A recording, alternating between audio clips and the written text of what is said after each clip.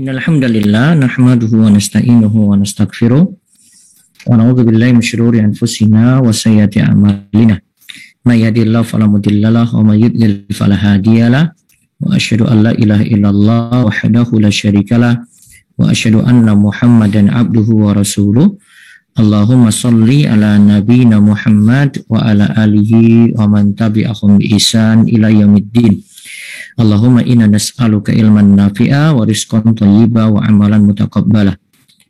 Segala puji kita panjatkan pada Allah, salawat serta salam semoga tercurah pada Nabi besar, Nabi agung, Nabi kita Muhammad sallallahu alaihi wasallam. Baik, kesempatan pagi ini kita bersyukur pada Allah atas karunia kita kembali thalabul ilmi walau dengan online saat ini. Semoga membawa keberkahan bagi kita semuanya. Nah, pada kesempatan pagi ini kita akan belajar tentang kiat motivasi belajar bagi kita yang super sibuk. Kita ambil dari buku kami Mahasantri ya. Ini bisa peroleh di marketplace, di Shopee, Tokopedia, Bukalapak, ataupun di reseller dan agen ruwaifi.store, serta bisa langsung ke ruwaifi.store di 0852 00 171 222. Nah, baik, kita akan lihat kali ini pembahasan belajar di waktu pagi. Bagi rekan-rekan yang ingin bertanya bisa manfaatkan Zoom sebagaimana info yang tersebar, dan juga bisa nanti kita akan suruh dari pihak Urmeso TV, karena ada nomor kontak langsung di WA untuk bertanya, bisa lihat di layar ya, di 0812 281 85131, di 0812 281 85131. Nah, kita akan tinjau di sini belajar di waktu pagi dan bagaimana nasihat dari para ulama Imam Syafi'i mengenai kiat belajar yang efektif. Kiat belajar yang efektif artinya biar kita sukses dalam belajar. Nah, kita lihat di sini di halaman 193, belajar di waktu pagi. Ada keutamaan belajar di waktu pagi, ya, terutama ba'da sholat subuh, yaitu mengkaji Al-Quran atau ilmu lainnya. Jadi ini perintah pada kita semuanya untuk bisa memanfaatkan waktu pagi. Ya, untuk bisa memanfaatkan waktu pagi. Bagaimana memanfaatkannya? Yaitu kita lihat hadisnya di sini.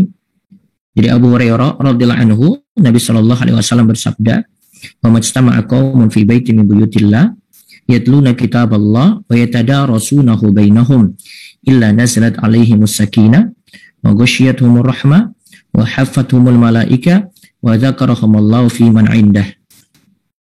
Tidaklah suatu kaum berkumpul di salah satu rumah Allah, membaca kitab Allah dan saling mengajarkan satu dan lainnya, melainkan akan turun kepada mereka sakinah, ketenangan, akan dinaungi rahmat, akan dikelilingi para malaikat, dan Allah akan menyebut-nyebut mereka di sisi makhluk yang dimuliakan di sisinya. Hadis riwayat Muslim nomor 2699. Nah, Ibnu Abbas radhiyallahu anhu pernah ditanya tentang hadis ini ya, kaitannya ya, amalan apa yang paling afdol? Amalan apa yang paling afdol? Maka jawab Ibnu Abbas, amalan yang paling afdol itu adalah zikir pada Allah dan suatu kaum yang duduk di rumah Allah lalu saling mempelajari Al-Quran. Ketika itu malaikat akan memberikan naungan dengan sayapnya. Orang yang beraktivitas seperti itu adalah tamu Allah selama keadaannya seperti itu sampai mereka beralih pada pembicaraan yang lain.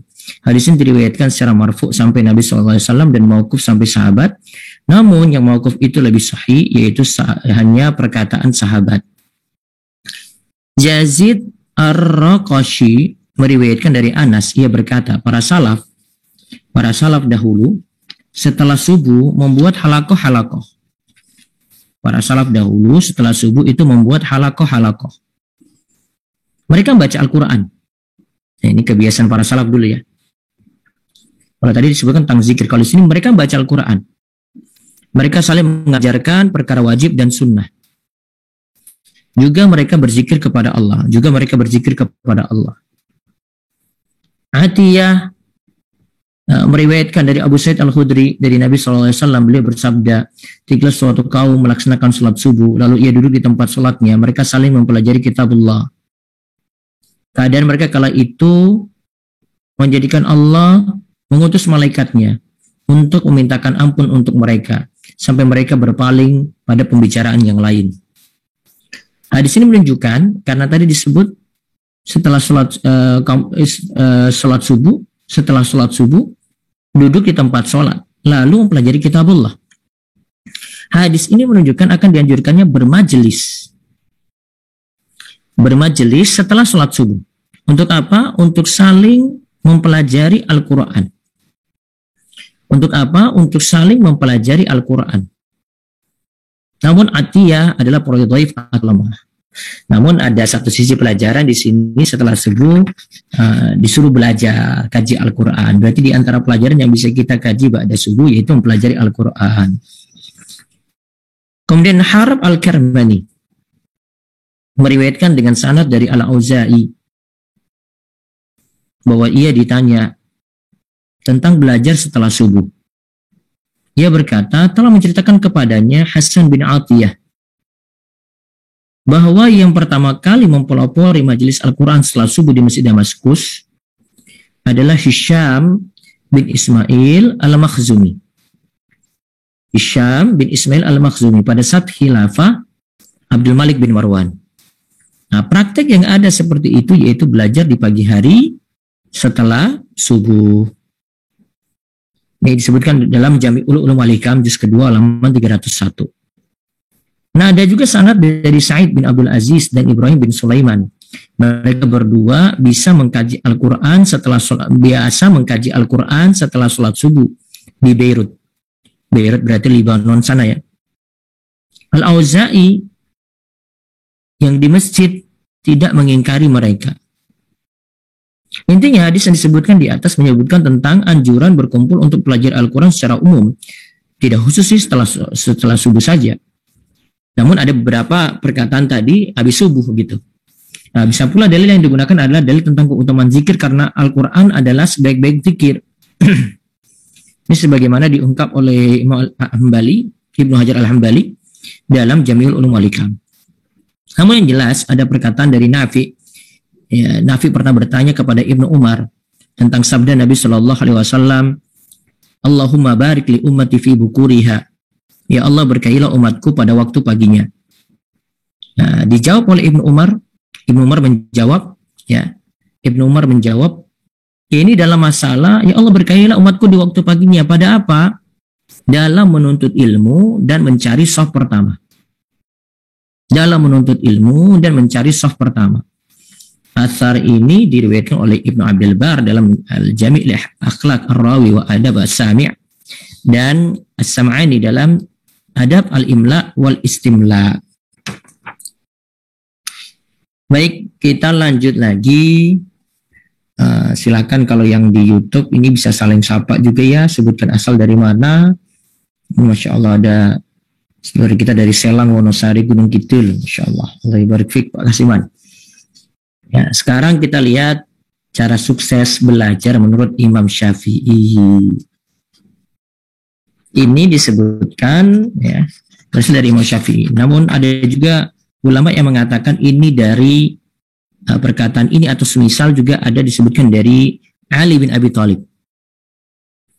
Nah, dalam bait syair dari Imam Syafi'i disebutkan sebagai berikut. Akhi, lan tanalal ilma illa bisittatin. Sa'umbika an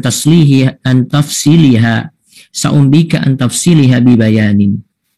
Dzaka'un wa hirsun wa ijtihadun wa bulghatun wa suhbatu ustadin wa tulu zamanin. Wahai saudaraku, ilmu tidak akan dicapai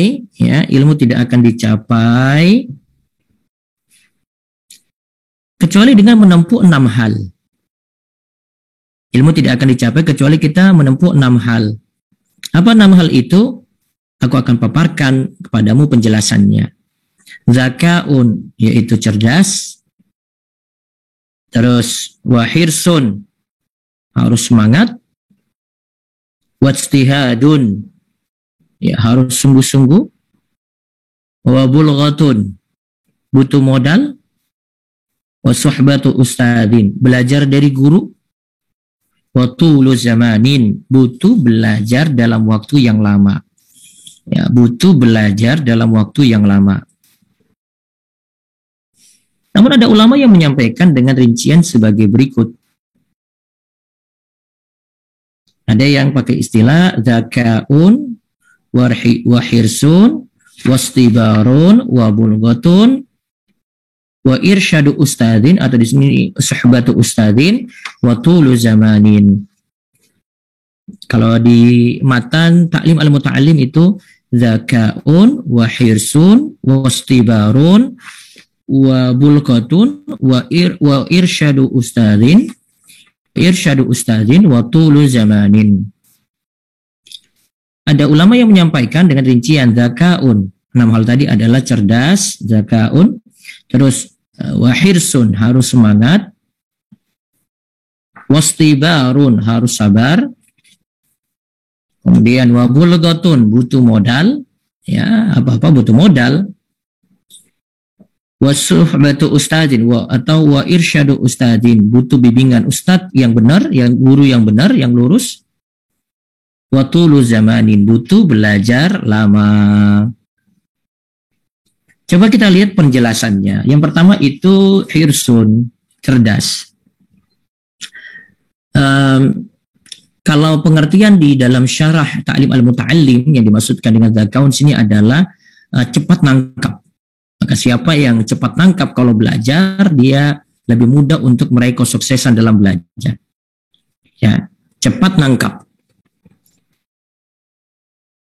Ingat, cerdas itu anugerah. Saya sebutkan di sini satu cerita ulama. Imam yang terkemuka, Imam Bukhari. Kita lihat di sini bagaimana kita butuh kecerdasan, bisa kecerdasan dalam memahami maupun kecerdasan dalam menghafal. Ada dua ya, memahami, ada menghafal gitu. Salah satu ulama yang kami ingin contohkan saat ini adalah Al-Imam Al-Bukhari. Coba lihat Imam Al-Bukhari menghafalkan banyak hadis.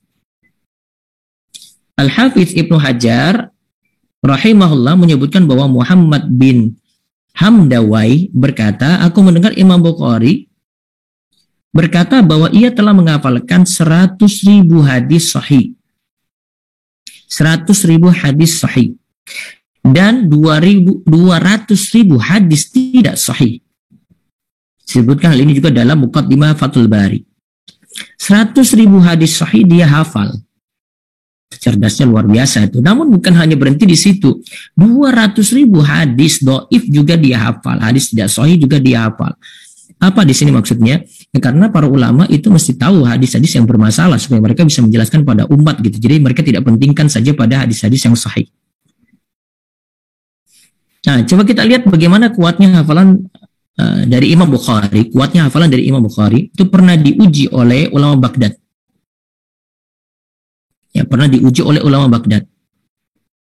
Ada 100 hadis yang ingin diujikan pada Imam Bukhari. Pengujinya itu 10 ulama. Jadi pengujinya juga selevel lah, ulama gitu. Bukan hanya sekadar penguji saja gitu. Ada selevel dengan beliau. Yang mengujinya ulama ada 10, jadi 100 hadis tadi dibagi kepada 10 ulama. Jadi masing-masing ulama memegang 10 hadis untuk diujikan kepada Imam Bukhari. Ya, untuk diujikan kepada Imam Bukhari. Lantas hadis tersebut diacak. Kan dalam hadis itu ada sanad, ya sanad itu rantai periwayatannya, dan ada di dalam hadis itu ada matannya, isi hadisnya. Ya, isi hadisnya itu ada. Nah, sanad yang satu diacak berada di matan hadis lainnya dan seterusnya. Jadi diacak ya. Antara sanad dengan matannya itu Ya, setiap ulama tadi acak gitu. Kemudian Imam Bukhari diuji oleh masing-masing ulama tadi. Nah, orang banyak dari Baghdad. Karena kan Imam Bukhari itu ada di Bukhara ya kan. Bukhara, berarti daerah-daerah utara dari Persia sana. Jadi daerah-daerah Bukhara itu. Dari ya saat ini di utara Irak sana ya. Di daerah-daerah di utara Irak sana, ada di sekitar Uzbekistan situ. Nah, orang-orang dari Baghdad dan Khurasan. Nah, Khurasan ini daerah sekitar Iran ya, Baghdad dan Khurasan hadir ketika itu untuk melihat bagaimanakah Imam Bukhari diuji. Jadi pengujian pada Imam Bukhari ini dihadiri oleh para ulama. Nah, Imam Bukhari itu ditanya nih, ya. Imam Bukhari itu ditanya, dan hadis-hadis tersebut oleh masing-masing ulama. Nah, ketika ditanya, Imam Bukhari selalu menjawab, saya tidak mengenal hadis tersebut. Semua soal mengenai hadis, beliau jawab seperti ini juga. Saya tidak mengenal, dan seterusnya. Dia tidak kenal hadis tadi. Hingga orang-orang bilang ini, Imam Bukhari ini, ternyata sedikit hafalannya ini. Nggak sesuai dengan yang diviralkan gitu. Intinya ditanya hadis, dijawab tidak tahu terus gitu. Ditanya lagi tidak tahu lagi, ditanya lagi tidak tahu lagi gitu. Nah, setelah pengujian dari 10 ulama ini selesai dengan total ujian 100 hadis, ya. Imam Bukhari lantas berkata pada penguji yang pertama. Ya, setelah diuji 100 hadis ya. Kemudian Imam Bukhari berkata pada penguji yang pertama, adapun hadis yang engkau sebutkan adalah seperti ini dan yang benarnya seperti ini. Jadi kan tadi diacak. Imam Bukhari satu kali tangkap, dia sebutkan, kamu tadi sebutkan seperti ini, engkau sebutkan seperti ini, namun yang benar seperti ini tertukar dengan ini. Ya, sanadnya di sini, matanya di sini, yang tertukar dengan ini. Seterusnya seperti itu hadis yang mereka ucapkan tadi diulang. Nah, jadi diulang. Berarti Imam Bukhari satu kali nangkap. Lalu beliau menyebutkan benarnya bagaimana 10 ulama beliau jawab hingga total 100 hadis tadi, selesai beliau sebut dan benarkan. Jadi beliau rekam satu kali terus luruskan yang dikatakan oleh ulama ini dan ulama itu sampai 10 ulama tadi. Beliau ketika itu mengembalikan sanad dan matan hadisnya sesuai dengan yang benar. Padahal sebelumnya telah diacak dan dibolak-balik. Ya, padahal sebelumnya telah apa? Diacak dan dibolak-balik. Nah, dari situlah orang-orang sangat mengakui kekuatan hafalan dari Imam Bukhari. Sekali tangkap, sekali dengar, langsung ulang, terus dia perbaiki lagi gitu, Masya Allah. Nah, tentang kisah di atas disebutkan oleh Syekh Ali Hasan Al-Halabi rahimahullah dalam tahqiq beliau terhadap kitab Al-Ba'is Al-Hasis karya Imam Ibnu Katsir. Berarti ini diceritakan oleh para ulama di masa silam, jemaah. Nah, coba kita bisa menyimpulkan sendiri bagaimana kuatnya hafalan Imam Bukhari ya jemaah sekalian. Sekali mendengar saja beliau bisa hafal, lalu beliau membetulkan yang keliru-keliru tadi setelah sebelumnya telah diacak 100 hadis oleh 10 ulama. Itulah kecerdasan luar biasa dari ulama di masa silam. Ingat, ulama itu ada dua tipe dalam menghafal ya. Ada yang menggunakan kuatnya hafalan seperti Imam Bukhari di atas. Dan ada juga yang merekam hafalannya di catatan. Jadi hafalan itu ada dua macam. Ada hafalan dari sisi langsung dihafalkan seperti Imam Bukhari, ada dari sisi catatan. Masing-masing punya keunggulan dalam hal ini. Namun ingatlah kalau kita dikaruniakan kecerdasan, yaitu cepat nangkap, manfaatkanlah untuk kebaikan dunia dan akhirat. Otak kita jika masih memiliki space yang cukup untuk belajar agama, bukan hanya ilmu dunia saja, maka gunakanlah juga untuk manfaat akhirat.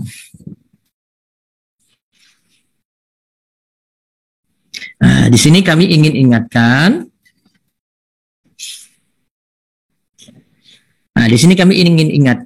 Kalau kita masih bisa nambah space untuk belajar ilmu akhirat, ya tambahi itu. Ya, jangan cuma ungguli, saya mau belajar teknik saya belajar kedokteran saya, tidak mampu lagi untuk belajar ilmu agama gitu. Jangan. Nah, buku ini ditulis ini oleh anak teknik dan kedokteran. Kita buktikan kalau bisa bagi waktu, kemudian bisa barengan mempelajari ilmu agama dan ilmu dunia sekaligus. Nah, kemudian itu yang pertama tadi ya. Jadi yang pertama zakaun itu artinya cepat nangkap. Itu dikatakan oleh Syekh Ibrahim bin Ismail dalam syarah Ta'lim al-Muta'allim. Terus yang kedua, punya semangat. Hirsun, dia harus semangat di sini. Nah, ulama dahulu perlu menempuh perjalanan ratusan hingga ribuan kilometer hanya untuk mendapatkan satu hadis saja. Hanya apa? Untuk mendapatkan satu hadis saja. Imam Nawawi dalam sehari bisa menghadiri 12 majelis untuk belajar dengan guru. Ini belum termasuk waktu menulis beliau. Ya, ini belum termasuk waktu menulis beliau. Karena beliau punya hasil karya tulis yang begitu banyak yang telah masyhur di tengah-tengah kita seperti Riyadhus Shalihin, Hadits Arba'in Nawawiyah, dan Al-Minhaj Syarh Sahih Muslim. Dan hampir semua cabang ilmu dan agama, ilmu dalam agama ini, Imam Nawawi punya tulisan tentang hal itu. Nah, jemaah di sini kita ingin ingatkan di sini punya sifat semangat. Kalau bisa membagi waktu baik ya, hadiri banyak majelis. Tapi di sini lihat waktu kita. Kalau memang kita tidak bisa menghadiri banyak majelis, ya skala prioritas. Jangan terlalu paksakan diri. Kata Imam Az-Zarnuji, mendingan kita mempelajari satu ilmu itu tuntas daripada belajar dari banyak guru. Ya, Imam Az-Zarnuji dalam Ta'lim al-Muta'allim, bisa dengar rekaman-rekaman saya di Telegram, ngaji kitab umat, channel ngaji kitab umat di Telegram ya. Nah, di situ dijelaskan oleh Imam Az-Zarnuji kalau belajar itu yang penting bukan banyak guru, yang penting tuntas. Kalau tuntas dan belajar banyak guru, alhamdulillah. Namun kebanyakan kita itu belajarnya banyak guru tapi nggak tuntas-tuntas. Ya, harusnya ya kayak Imam Nawawi ini tuntas dia itu, bukan kayak kita banyak belajar namun ini nggak selesai, belajar bahasa Arab masih awal-awal ya, setelah itu putus, nanti datang majelis baru lagi belajar lagi putus lagi gitu. Ya kayak gitu kalau belajar. Terus yang ketiga, wastibarun, mesti sabar. Kita ambil yang mustibarnya itu, mesti sabar kata Imam Syekh Ibrahim bin Ismail, yang dimaksudkan itu adalah sabar dalam meraih dan mempelajari ilmu. Nah, karena belajar itu ada kesulitan dan belajar itu butuh waktu siang dan malam. Kadang harus menahan ngantuk, menahan lapar, dan menahan kesusahan lainnya. Nah, kita sini butuh bersabar di situ. Nah, terus punya modal. Yang keempat itu punya modal. Kalau penjelasan dari Syekh Ibrahim bin Ismail dalam syarah Ta'lim al-Muta'allim, yang dimaksudkan punya modal sini adalah dia punya bekal cukup. Artinya ketika dia itu belajar, urusan dunianya sudah cukup. Kebutuhan untuk dunianya sudah cukup gitu, sehingga tidak jadi tersibukkan dengan urusan dunia. Karena ada yang belajar, dia tersibukkan dengan urusan dunia, akhirnya urusan dunia separuh, akhirnya belajar agama juga separuh. Nah, dimaksudkan dengan bulughah di sini adalah yang urusan dunia tadi, kecukupan dalam hal dunia tadi tercukupi gitu. Nah, modal ini dibutuhkan misalnya juga untuk membeli kitab, kalau di sini disebutkan ya, untuk melakukan perjalanan safar, demi belajar dari pada para guru. Coba lihat para ulama semangat dalam mengoleksi buku. Diterangkan oleh Ibnu Hajar mengenai Ibnu Qayyim dalam kitabnya Ad-Durar Al-Kaminah. Ibnu Qayyim itu sangat semangat mengoleksi buku, sampai-sampai koleksian bukunya tak terhitung. Anak-anak beliau sampai-sampai menjual buku-buku beliau setelah Ibnu Qayyim itu meninggal dunia. Itu butuh waktu yang lama. Itu selain dari buku-buku yang anak-anaknya memilih untuk mereka sendiri. Ini yang kita sudah sebutkan sebelumnya ya. Kemudian wa irsyadu ustadin atau wasahbatu ustadin, yang dimaksudkan adalah belajar dengan guru. Jadi jangan belajar otodidak, jadi jangan belajar dari buku saja gitu, belajar dengan guru. Datangi majelis. Kalau sekarang bisanya online ya, ini bisa tercapai ya dalam rangka kita belajar juga jamaah. Ya. Ingin mempelajari Al-Qur'an, fikih, akidah, akhlak, semuanya butuh panduan guru. Contoh dahulu saja ketika kita belajar Al-Quran, itu tak mungkin secara otodidak. Kita belajar Iqra dulu, belajar Al-Quran dari dasar, itu tidak mungkin secara otodidak. Terus bisa baca itu, malah itu fatal salahnya, itu banyak ketemukan salahnya kalau cuma belajar sendiri gitu. Dan ulama sejak dulu itu punya banyak guru. Karena kalau belajar pada guru, kita bisa belajar akhlak darinya langsung. Itu yang terjadi masa Imam Ahmad. Banyak yang berguru pada Imam Ahmad untuk mempelajari akhlak beliau. Yang hadir ribuan. Di antara yang hadir tidak mencatat, namun sebagian itu mempelajari akhlak Imam Ahmad. Nah, beda dengan kita yang lebih asyik belajarnya lewat Google, lewat YouTube, dan malas menghadiri majelis ilmu. Namun kalau cuma sarana untuk membantu saja, misalnya ya kita tidak bisa hadiri, atau sekarang pada masa pandemi, atau kita cari-cari ilmu di Google, ya sah-sah saja, boleh-boleh saja untuk itu. Jadi kalau bisa belajar dengan guru ya, cari guru yang lurus. Wa irsyadu ustadzin itu maknanya adalah, di antara maknanya adalah belajar pada guru yang benar. Jadi guru juga penting kita lihat. Kata Imam Az-Zarnuji ada 3 kriteria guru yang mesti dipilih. Al-a'lam, wal-aura, ya, wal-asan. Memilih guru itu adalah yang paling berilmu, satu. Kemudian yang kedua paling warok, benar-benar jaga-jaga diri dari yang haram. Dan asan, yaitu yang sudah lebih senior dari kita. Ya, yang a'lam, aura, dan asan. Yang paling berilmu, yang paling warok, benar-benar jaga diri dari yang haram, dan yang lebih senior daripada kita. Nah, 3 kriteria guru di sini yang disarankan oleh Imam Az-Zarnuji. Nah, coba ada lagi, pernah disebutkan lagi oleh Imam Az-Zarnuji itu untuk memilih guru ya.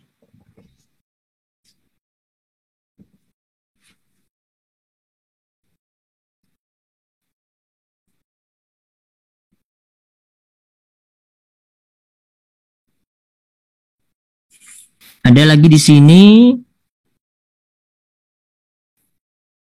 Nah, Imam Abu Hanifah memilih guru dengan ta'ammul dan tafakkur, benar-benar memikirkan. Nah, ini ada lagi di sini. Imam Abu Hanifah memilih Hamad bin Sulaiman sebagai guru karena memiliki sifat waqur, berwibawa, halim, santun, sobur, penyabar. 3 ini ya. Waqur, berwibawa, halim, santun, sobur, penyabar. Nah, itu bisa juga memilih kriteria yang lain selain tadi ya, paling berilmu, paling warok, dan paling tua usianya. Itu kata Imam Zarnuji dalam Ta'lim al-Muta'allim. Kemudian yang terakhir, butuh waktu yang lama. Kalau kita belajar itu butuh waktu yang lama. Imam Ibnul Jauzi masih membacakan kitab Qiraah Asharah pada gurunya Al-Baqilani, padahal ketika itu usianya 80 tahun. Usianya itu 80 tahun. Anaknya yang bernama Yusuf ikut membaca bersama beliau. Anaknya yang bernama Yusuf ikut baca bersama beliau. Imam Ibnu Hazm baru belajar serius ilmu agama ketika usianya 26 tahun. Imam Ibnu Hazm baru belajar serius ilmu agama ketika usianya 26 tahun. Kalau tadi 80 tahun, Imam Ibnul Jauzi masih belajar. Imam Ibnu Hazm baru belajar usia 26 tahun. Ada yang bertanya pada Ibnu Mubarak, sampai kapan engkau belajar? Beliau menjawab, sampai mati insya Allah. Abu Amr bin Ala pernah ditanya oleh Ibnu Mu'az, sampai kapan orang pantas untuk belajar? Jawab beliau, sampai seorang itu pantas untuk hidup. Nah, selama dia hidup berarti dia harus belajar. Ibnu Aqil ketika berada di usia 80 tahun masih terus semangat belajar. Beliau pernah mengatakan, aku tidak mau menyia-nyiakan waktuku. Aku ingin terus menggunakan lisanku untuk mudzakarah, penglihatanku untuk mutalaah atau menelaah. Aku tetap ingin terus berpikir di waktu rehatku, sehingga ketika bangkit, aku sudah menuliskan apa yang aku ingin tulis. Aku terlihat lebih semangat ketika berusia 80 tahun dibanding ketika usiaku 20 tahun. Ya, dari sini juga sebenarnya, dari ululi makam nuklia, kita bisa simpulkan juga ulama besar seperti ini sebenarnya sudah dengar suatu ilmu itu berulang kali. Termasuk di sini kata Imam Zarnuji, termasuk cara belajar adalah kita menghormati ilmu. Kalau ada ilmu yang kita sudah dengar walaupun sampai 1000 kali, tetap hormati ilmu itu sebagaimana kita dengar ilmu tadi pertama kali gitu. Jadi jangan karena sudah dengar berulang kali, wah saya sudah paham itu, sudahlah, saya sudah dengar itu, nggak usah lagi lah belajar kayak gitu, gampang lah. Jangan menggampangkan seperti itu, jangan meremehkan seperti itu. Tujuannya apa? Ilmu kita hormati, kita dapat berkah ilmu. Kadang ini kalau kita belajar sesuatu nih, baru awal-awal sudah tahu nih, ngomong sama teman, wah saya tahu tuh kayak gitu, saya tahu jawabannya tuh. Karena dia bicara sendiri dengan teman gitu. Dan tidak menghormati ilmu tadi. Nah ini yang sebenarnya penyakit dan membuat ilmu kita jadi tidak berkah. Nah lihatlah tidak ada kata terlambat untuk belajar, dan memang belajar itu butuh waktu yang lama. Itu dulu semangat para ulama dalam belajar dalam waktu yang lama. Dari keenam hal tadi ada modal penting 4 di sini ya. Belajar dengan guru 1, 2 butuh kesabaran, 3 belajar berniat untuk memperbaiki diri lebih dahulu ya. Kemudian keempat, modal paling penting adalah kuasai bahasa Arab. Nah ini yang kita sudah belajar sebelumnya ini. 4 modal ini paling penting nih, belajar dengan guru, butuh kesabaran, belajar berniat untuk memperbaiki diri lebih dahulu, kemudian kalau bisa kuasai bahasa Arab. Wallahu a'lam bishawab. Nanti pertemuan berikut kita bahas semangat untuk pemuda dalam mempelajari ilmu agama. Ini hari Jumat, insya Allah pekan depan kita selesai. Nanti setelah itu saya akan buka majelis khusus pembahasan akidah. Kita bahas kitab Qawaidul Arba dengan buku panduan nanti saya sudah punya. Tapi yang ingin buku cetak masih dalam proses cetak. Kalau ingin buku PDF nanti kami akan beritahukan cara membeli buku PDF tadi. Nanti pakai sistem belajar yang harus diikuti dari awal sampai akhir. Ini buku dasar, 4 landasan utama mengenal tauhid dan syirik. Bisa ikuti itu. Ya mudah-mudahan bisa dapat ilmu secara utuh tentang pemahaman akidah, ya bagaimana kita mengenal tauhid, bagaimana kita mengenal syirik. Nanti urutan-urutan belajar saya akan share. Ya urutan-urutan belajar agama gimana. Sekarang kan saya lagi ngulang bahasa Arab, terus kitab adab saya lagi ajarkan, taklim al-muta'alim. Nah sekarang kita mulai dari kitab belajar akidah. Nanti ada urutannya gitu. Nanti saya akan sebutkan di satu majelis lagi. Nah demikian, mudah-mudahan jadi ilmu manfaat. Ya. Dan silakan jika ada yang ingin bertanya. Ini ada pertanyaan dari YouTube. Ustadz, bukannya Ibnu Hazm belajar usia 60 tahun enggak, dari usia 26 tahun. Silakan baca-baca lagi.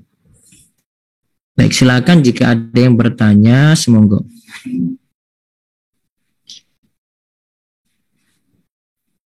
Ya, mungkin dari chat dulu, silakan admin. Nah, Ustaz, saya bacakan yang dari chat dulu, Ustaz. Assalamualaikum, Ustaz. Apabila kayu yang pohonnya mati dibeli oleh tukang kayu dan keduanya sama-sama ridho, apakah dibolehkan? Jazakallah khairan, Ustaz. Kayu untuk membeli apa tadi? Apabila kayu yang pohonnya mati dibeli oleh tukang kayu dan keduanya sama-sama ridho. Ya, kalau saling ridho nggak apa-apa, boleh diperbolehkan. Dibolehkan seperti itu. Ya, terus ada lagi yang lewat chat. Nah, Ustaz, barakallahu fiik, apakah makmum mengucapkan juga sami Allahu liman hamidah saat bangkit dari ruku atau cukup imam saja, dan apakah Imam Syafi'i melafazkan niat sholat atau niat ibadah lainnya, dan apakah hal tersebut dilakukan oleh Rasulullah, dan apakah hukum mengirim surat Al-Fatihah kepada mayit? Nah ini masalah-masalah ini. Coba yang pertama tadi, ada berapa pertanyaan itu? Yang pertama, apakah makmum mengucapkan juga sami Allahu liman hamidah? Kalau dalam mazhab Syafi'i tetap ucapkan sami Allahu liman hamidah, diucapkan juga oleh makmum. Terus yang kedua? Yang kedua, dan apakah Imam Syafi'i melafazkan niat sholat atau niat ibadah lainnya? Disunahkan, kalau dalam mazhab Syafi'i disunahkan. Saya tidak bahas Imam Syafi'i ya, tapi kalau dalam mazhab kan dibahas tentang Syafi'i kan, berarti dalam mazhab saya kita nukil. Dalam mazhab ya niat itu disunahkan, bukan wajib, bukan syarat. Disunahkan untuk dilafadzkan. Tidak diucapkan juga tidak masalah. Walaupun mungkin yang kita pilih pendapat paling kuat ya tidak melafadzkannya. Tapi hormati saja ya pendapat dalam mazhab Syafi'i seperti itu. Ya, terus yang ketiga tadi? Dan apakah hal tersebut dilakukan oleh Rasulullah, Ustaz? Apakah hal itu dilakukan oleh Rasulullah? Yang niat tadi itu, Ustaz. Niat, ya kalau prakteknya Rasul tidak melepaskan niat, itu prakteknya. Tapi ada alasan sendiri ya, pertimbangan sendiri ya, pembahasan fikih luas, bisa saling menghormati dan menghargai saja. Baik, bisa yang resen langsung.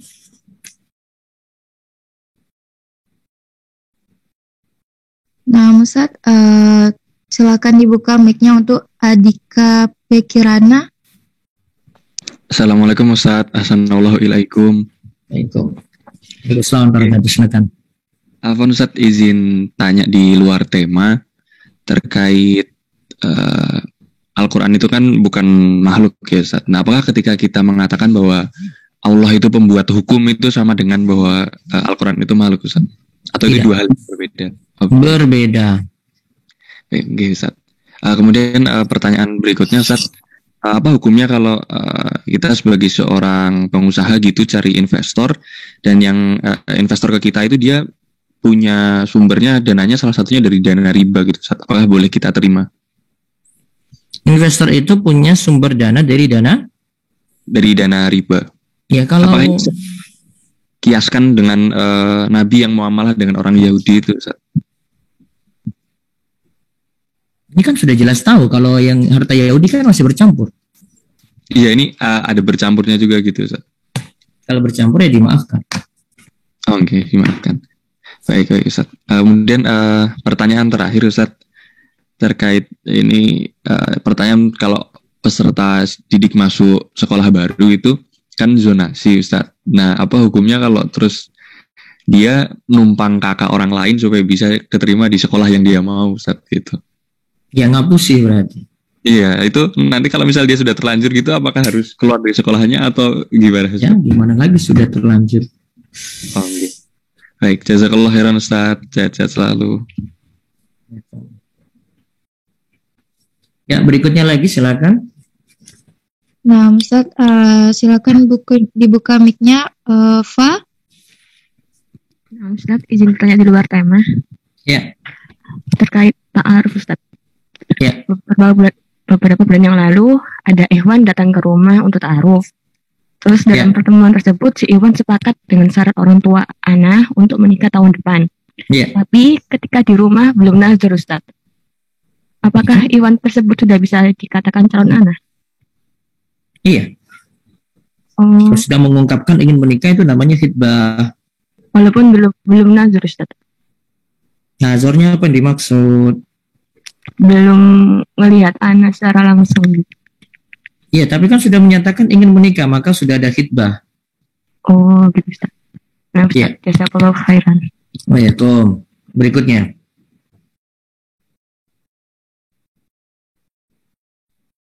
Tafadoli dibuka mic-nya. Itia. Naam. Jazakillahu khairan. Assalamualaikum Ustaz. Semoga Allah menjaga. Bismillahirrahmanirrahim. Silakan. Izin bertanya terkait tema. Tadi dikatakan bahwa Yazid Ar-Raqasi meriwayatkan dari Anas bin Malik radhiyallahu an bahwa para salaf dahulu setelah subuh membuat halaqah yang mana itu membaca Al-Qur'an. Apakah ini bisa dibenarkan misalnya setelah sholat subuh kita mengumpulkan teman-teman kita untuk membaca Al-Qur'an gitu Ustaz? Ya itu tadi ada riwayatnya. Dalam kosan gitu Ustaz. Kemudian kan setelah pandemi ini pada pulang masing-masing Ustaz. Terus dibuat dalam Zoom gitu. Apakah itu dibolehkan Ustaz? Boleh, itu ada riwayatnya tadi. Riwayat salaf kan lebih utama daripada kita buat sendiri amalan. Ada riwayat dari salaf ya bisa dicontoh. Apakah hanya sholat subuh Ustaz? Apa boleh di waktu yang lain juga? Boleh di waktu yang lain juga. Nah Ustaz, jazakallahu Allah ibarik. Ya silakan berikutnya. Nah, Ustaz, selanjutnya ada Zulnaib Mukhlis. Silakan dibuka mic-nya. Ustaz, assalamualaikum Ustaz. Waalaikumsalam warahmatullahi wabarakatuh. Silakan. Kapan mau bertanya Ustaz, kapan seseorang itu sudah bisa menghafalkan hadis-hadis Ustaz, dan caranya bagaimana Ustaz bagi pekerja yang siangnya bekerja dan dia tidak punya kayak tempat pesantren gitu untuk menghafal hadis-hadis sahih dari siapa gitu Ustaz? Apakah dia harus belajar bahasa Arab secara menyeluruh terdahulu Ustaz, baru dia menghafal hadis-hadis? Belajar ilmu itu pakai skala prioritas. Pakai skala prioritas. Yang dibutuhkan apa? Menghafal hadis tidak harus. Namun kalau baca Al-Quran belum benar ya belajar Al-Quran dulu gitu. Jangan dia menghafal hadis tapi bacaan Al-Quran belum benar, gak boleh. Gitu ya. Ilmu yang dipelajari harus pakai skala prioritas. Skala prioritasnya adalah ilmu yang dipelajari adalah ilmu hal. Ilmu hal itu adalah ilmu yang dibutuhkan saat ini. Kalau ilmu itu tidak dibutuhkan, masih bisa ditunda berarti. Semoga paham. Gitu ya? Ya, na'am Ustaz. Baik. Pelajari dulu ilmu hal, jangan terlalu tinggi-tinggi belajarnya. Baik, berikutnya lagi silakan. Nah, Ustadz, Afwan mau melanjutkan pertanyaan yang tadi, Ustadz. Lagi satu, kalau hukumnya mengirimkan Al-Fatihah kepada mayit, bagaimana, Ustadz? Kalau pakai pendapat dalam mazhab Syafi'i tidak nyampe. Karena dalam tafsir Ibnu Katsir katakan Imam Syafi'i dan pengikutnya ya, berarti dari nukilan dari ulama langsung ya dari mazhab Syafi'i, karena Ibnu Katsir mazhab Syafi'i ya, maka tidak nyampe kepada si mayit. Wallahu a'lam. Jadi bisa dengan doa dan amalan yang lainnya. Berikutnya lagi. Nah, Ustadz, silakan dibuka mic-nya Aida Hanum. Bu Aida silakan. Bismillah, Assalamualaikum warahmatullahi wabarakatuh, Ustadz. Waalaikumsalam warahmatullahi wabarakatuh, monggo. Izin bertanya dulu tema ya, Ustadz. Ya, silakan. Ustadz, saya melihat ada orang terdekat saya sakit yang udah menahun dan sangat Ustadz, sangat kepayahan. Apakah kita boleh, saya pernah dengar, apakah kita boleh mendoakan dia seperti ini, Ustadz? Ya Allah, kalau memang hidup, kalau memang sehat baik baginya, maka sehatkanlah ia. Tapi ya Allah, kalau memang mati baik baginya, maka matikanlah dia. Apa memang ada ya, Ustadz? Yang kedua nggak usah, yang pertama saja. Yang pertama saja, karena memang udah sekarat, udah sangat sekaratul kali gitu. Ya, Ustadz, doakan yang terbaik aja. Nanti penjelasan itu ada bahasanya sendiri. Iya, doakan yang terbaik aja, Bu. Makasih, Ustadz. Jazakallah khairan, Ustadz. Ya, kok. Berikutnya lagi. Nah, Ustadz, silakan dibuka mic-nya Wisnu Nandar. Baik, assalamualaikum, Ustaz. Saya ingin bertanya, setiap mahasiswa itu kan pasti memiliki tanggung jawab untuk menyelesaikan tugas akhir agar dapat menyelesaikan studinya. Yang jadi pertanyaan saya adalah, apakah sebuah keputusan yang tepat bagi seorang mahasiswa yang memprioritaskan tugas akhirnya daripada mempelajari agama dalam waktu yang mungkin 6 bulan. Jadi waktu belajar agama itu dijeda terlebih dahulu. Hal ini biasanya kami temukan saat kami tinggal di Wisma, Ustadz. Beberapa teman-teman kami seperti ini. Apa nggak bisa bagi waktu toh? Apa setiap hari dia kerjakan tugas akhir? Manajemennya kayaknya kurang bagus deh. Iya, itu nggak ada skala prioritas. Saya yakin dia masih sempat untuk ya mikir yang lain ya, mungkin jalan-jalan, mikir makan enak, mikir ngumpul-ngumpul. Nggak mungkin dia 6 bulan 24 jam kayak gitu terus. Saya nggak yakin. Saya pernah mahasiswa loh. Iya kan? Yes. Iya. Saya pernah mahasiswa. Kecuali kalau saya bukan mahasiswa baru saya bilang gitu. Nggak mungkin. Saya juga mahasiswa dulu sama. Masih ada waktu luang. Waktunya banyak banget. Mahasiswa itu banyak borosnya waktunya itu. Saking banyak borosnya begadang terus. Kadang nggak bisa manage waktu dengan baik, akhirnya tugas numpuk nanti ketika deadline gitu. Kan salah di dia gitu. Padahal dia kalau kerjakan di awal-awal tuntas, ya sudah, yang akhir-akhir ya bisa dia gunakan untuk belajar lagi ilmu agama gitu. Tapi ini ya manage waktunya, makanya yang tadi saya bilang kurang bagus. Jadi perbaiki manajemen waktu. Kalau mengurangi intensitas nggak apa-apa, karena ada skala prioritas kan. Ya, baik. Tapi bukan berarti semuanya ditinggalkan gitu, nggak benar. Ya, baik, Ustaz. Jazakumullah khairan. Baik, saya rasa cukup. Insya Allah yang lainnya saya jawab besok saja. Hari Senin ya, karena habis ini ada pelajaran bahasa Arab 10 menit lagi. Semoga jadi ilmu manfaat dan Allah bimbing kita terus untuk beramal soleh dan kita diberikan istiqomah. Subhanakallahumma bihamdika Asyhadu an la ilaha illa anta astaghfiruka wa atubu ilaik. Assalamualaikum warahmatullahi wabarakatuh.